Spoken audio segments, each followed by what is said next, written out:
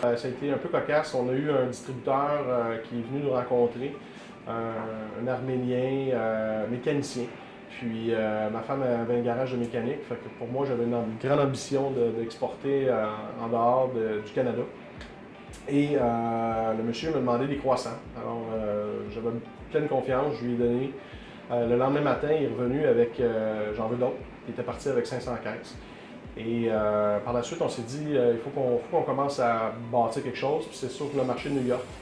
Et on a commencé à travailler avec ce collaborateur-là pour essayer de structurer avec des étiquettes américaines et non canadiennes, créer sa marque.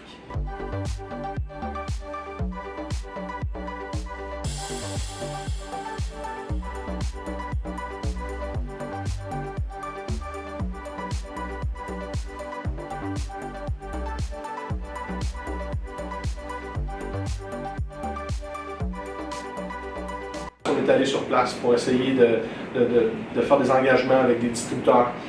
Ça a été beaucoup du porte-à-porte, mais après 3 ans d'acharnement, on faisait plusieurs millions de chiffres d'affaires dans un petit secteur d'activité qui était New York. On a commencé à faire des salons internationaux.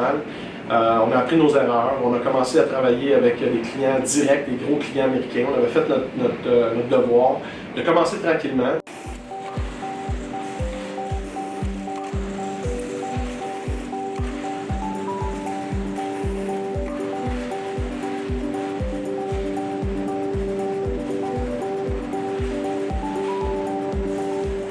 Les plus grands défis à ce moment-là, ça a vraiment été de se faire payer.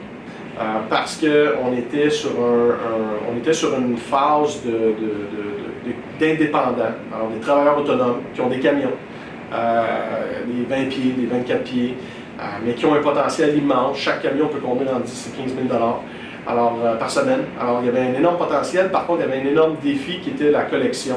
Alors, le grand défi, c'était de trouver les bonnes personnes et de mettre en place un système qui était un système de réseau de distribution, un système en place, sur place, qui faisait la collection pour nous. Et mon anglais était très bas au niveau de mon apprentissage anglais. J'ai réalisé très vite qu'à New York, il n'y avait personne qui parlait anglais.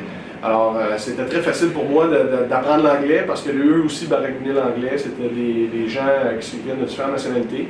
Fait que ça m'a permis aussi d'avoir confiance, autant pour moi que d'aller développer le marché et de me retrouver dans un marché où c'est anglophone, oui, mais multiculturel, ce qui fait en sorte que moi aussi je suis multiculturel, moi aussi je peux développer le marché.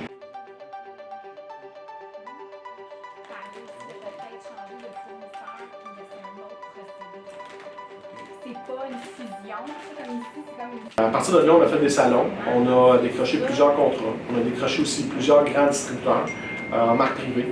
Et on s'est retrouvé avec des clients mexicains par hasard. On avait fait une étude avec l'Université Laval, puis on avait décidé de ne pas aller sur le marché mexicain. Il y avait des très gros joueurs sur place, on s'était dit qu'on n'avait pas de potentiel pour nous. Mais on s'est trompé. Les clients sont venus nous voir et aujourd'hui, on est très fiers. Depuis 13 ans, on a plusieurs produits sur le marché mexicain. On a une croissance phénoménale sur ce marché-là. Et ça nous a permis aussi d'aller dans les Caraïbes, d'aller à Porto Rico, d'aller aussi au Chili, en Argentine. Aujourd'hui, notre entreprise distribue le produit Coast to Coast Canada, l'Amérique du Nord et un peu l'Amérique du Sud. C'est très important d'aller étudier les marchés en premier, d'aller vous faire votre propre image et aussi, comme je disais, de vous assurer que vous n'allez pas mettre en péril ce que vous faites ici. Ayez une équipe en place ou ayez au moins une stratégie entre la logistique, qui est le nerf de la guerre aujourd'hui, c'est la logistique, c'est pas les produits que vous vendez. Soyez roi chez vous avant d'aller être le roi ailleurs. Pourquoi? Parce que l'expérience que vous allez bâtir ici, c'est la même expérience que vous avez besoin pour l'exportation.